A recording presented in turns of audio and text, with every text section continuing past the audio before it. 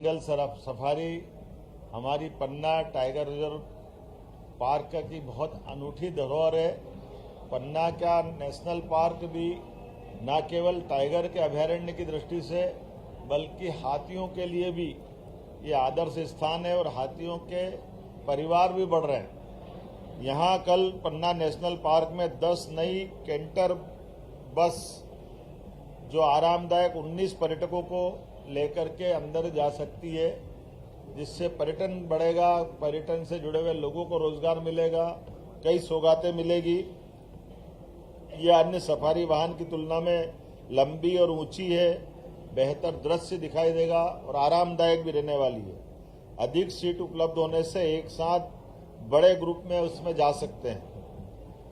एक और बड़ी सौगात, जिस कन्वेंशन सेंटर में हमने ये पूरी बैठक का आयोजन किया है, G20 के बाद इस कन्वेंशन का प्रदेश में देश के लिए अंतर्राष्ट्रीय स्तर पर बेहतर उपयोग हो सके, इसलिए कैबिनेट भी की और समीक्षा बैठक करते हुए पूरे प्रदेश का और देश का ध्यान आकर्षित किया है।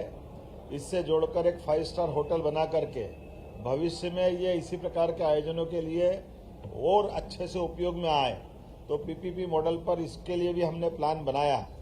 इसी की तर्ज पर यह कन्वेंशन सेंटर इस प्रकार से राज्य में और भी बड़े स्थान पर इनकी सौगात देने की दृष्टि से विचार किया गया है। जैसा कि माननीय मंत्री और माननीय विश्वनाथ शर्मा जी ने कहा है कि हमारे बुंदेलखंड के अंदर रोजगार को लेकर के जब हमने सागर इन्वेस्टमेंट समिट की थी, उसके बाद से खाद के कारखाने सहित कारखाने कई लगे हैं, लेकिन और एक नया पार्क डेवलप करते हुए जिस प्रकार से बड़ी सौगात बुंदेलखंड को मिली सागर में, ये वाकई अद्भुत है। और न केवल एक सागर की इंडस्ट्रियल पार्क की, बल्कि सभी प्रकार के टूरिज्म की गतिविधि बढ़ाने के लिए भी शासन की सारी योजनाओं का आधार पर भी हम हर इन्वेस्टर समिट में इसको प्रमोट कर रहे हैं। जब इनकी बात करते हैं तो इसी के साथ साथ आर्याव्रत का ये जो कल नया हमने सेंटर बनाया है, जिसके माध्यम से ट्राइबल की हमारी सभी विधाओं के सभी प्रकार के कार्यक्रम करने के लिए ये इंटरनेशनल केंद्र बने, इस दिशा में हम काम कर रहे हैं। मेडिकल कॉलेज के लिए जो बताया है कि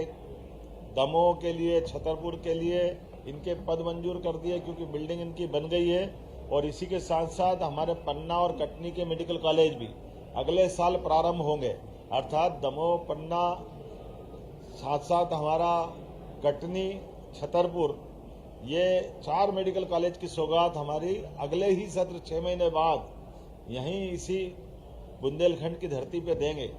ये बुंदेलखंड कई कारण से जीआई टैग मिला है, जिसके आधार पर स्टोन की इंडस्ट्री की बड़ी संभावना, जो पत्थर की अलग अलग तराशी हुई प्रतिमाओं से लेकर के फर्नीचर क्लस्टर तक हर क्षेत्र में हम प्रमोट कर रहे हैं। लेकिन केन बेतवा नदी जोड़ो अभियान के माध्यम से एक और बड़ी परियोजना यहाँ मंजूर की है, जिसके आधार पर यहाँ के किसानों को खेती की पानी मिलेगा, पीने की पानी की सप्लाई रहेगी और इंडस्ट्रियों को भी पानी मिलेगा।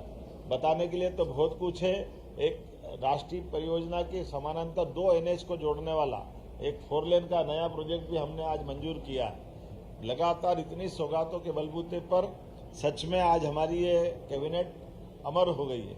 मैं उम्मीद करूंगा विकास के इस कारवां में लगातार हमारी सरकार के माध्यम से, यशस्वी प्रधानमंत्री के माध्यम से ये जो सौगातें मिल रही है, लेकिन उससे एक बड़ी और उपलब्धि भी यही बैठक चलते चलते भी हासिल हुई है।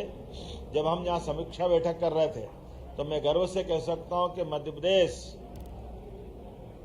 नक्सलवादी आंदोलन के पंजे से बाहर आया है। ये एक ऐतिहासिक उपलब्धि है, राष्ट्रीय उपलब्धि है।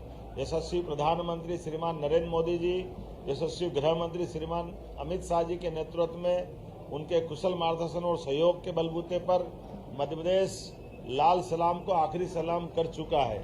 ये हमारी कानून के आधार पर व्यवस्था चलाने का बड़ा उल्लेखनीय उदाहरण है। और ये उल्लेखनीय भी उल्लेख करना पड़ेगा कि कांग्रेस के शासनकाल में इन्हीं नक्सलाइटों ने कांग्रेस के सरकार के माननीय मंत्री श्रीमान कांवरे जी को घर से निकाल करके उनके गांव में चौड़े चौगान उनकी हत्या की थी।